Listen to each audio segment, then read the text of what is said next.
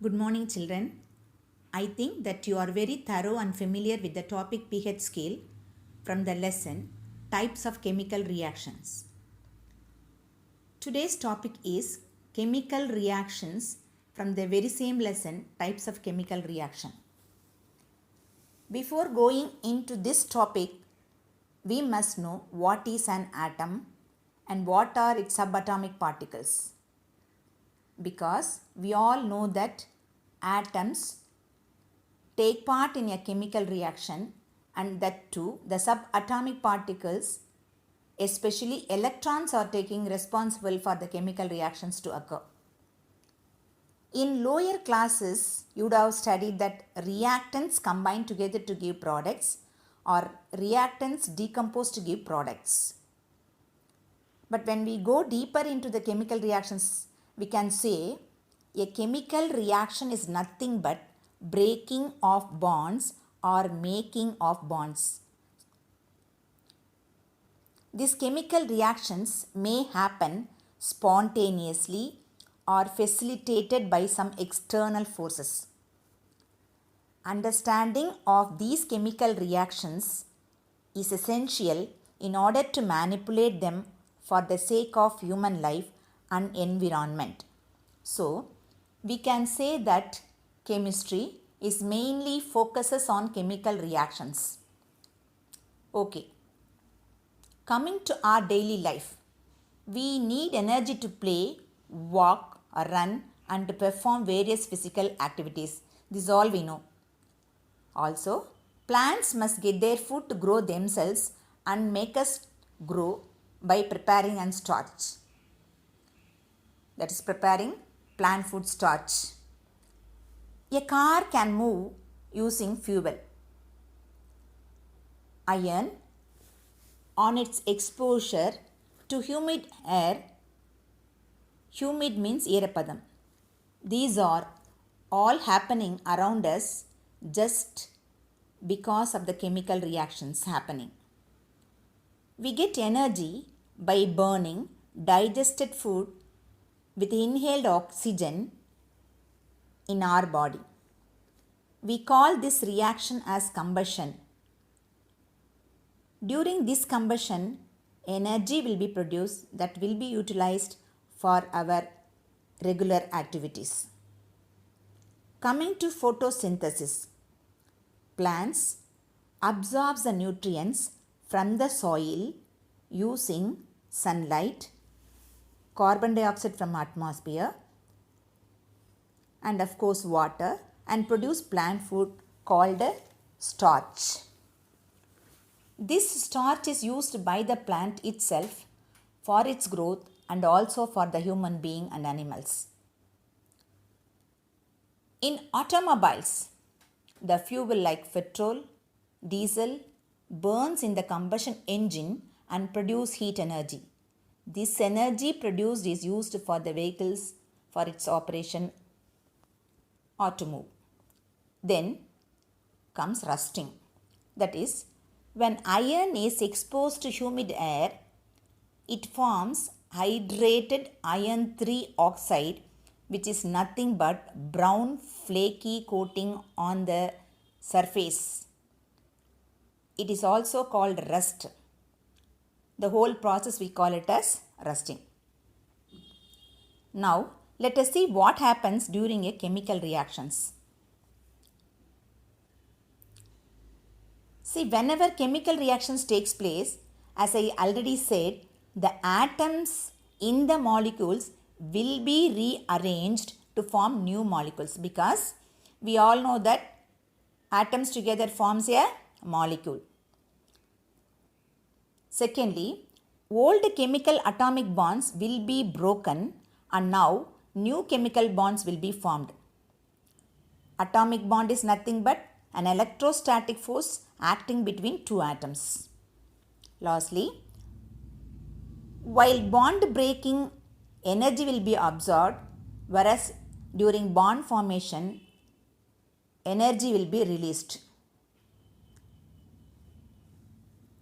These 3 points we must remember regarding a chemical reaction, because these are all happening during the chemical reaction. Let us see how are chemical reaction represented. For example, when methane reacts with oxygen, it forms carbon dioxide and water. This reaction can be written as methane plus oxygen gives carbon dioxide plus water. Here, the compounds methane and oxygen which undergo reaction are called reactants, and carbon dioxide and water formed after the reaction are called products. In this reaction, we cannot see the chemical composition, that is formulae of the reactants and products. Since the reactants and products are mentioned as lettered words, that is as methane, as carbon dioxide in the words, we call it as word reaction. The aforesaid reaction can be written as CH4 plus O2 gives CO2 plus H2O.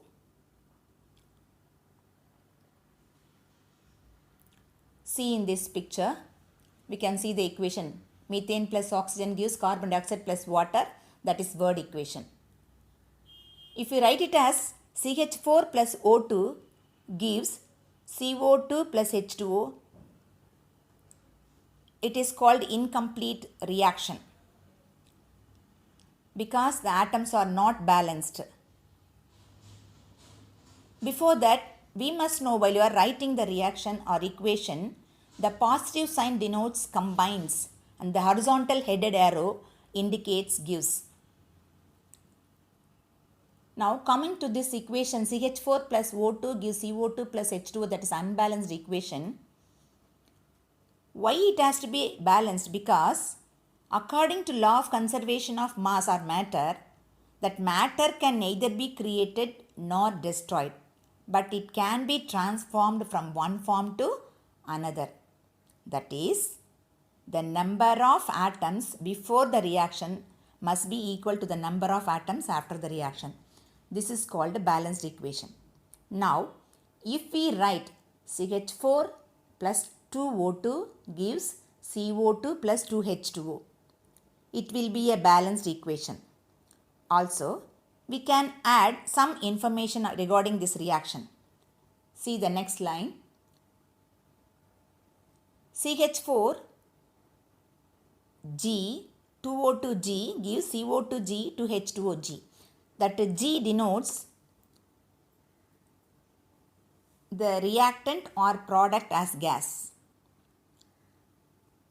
Because the reaction gives more information on the physical state of the substance, that is whether it is liquid, solid or gas. When it is liquid, it will be given as L, solid S, gas of course G. Also on both sides of the equation, it has to be balanced. See the chart now.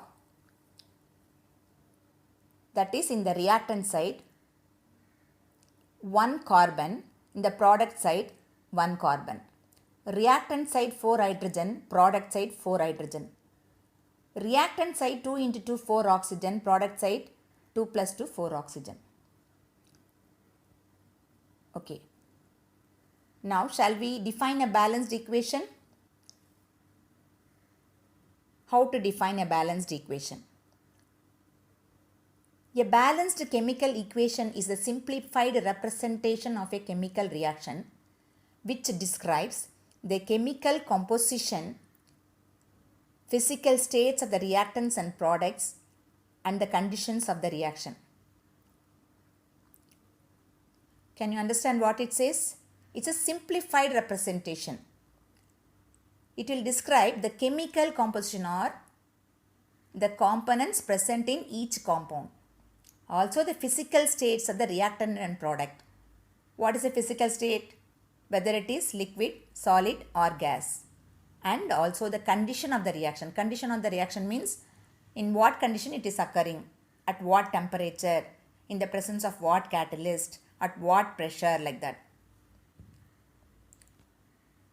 Okay, now see this textual area more to know.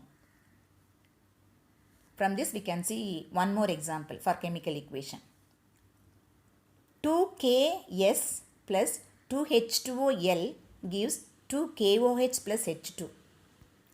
This reaction indicates that solid potassium reacts with liquid water. You all know that water exists in all three states: ice solid state, water liquid state, and water vapor gaseous state.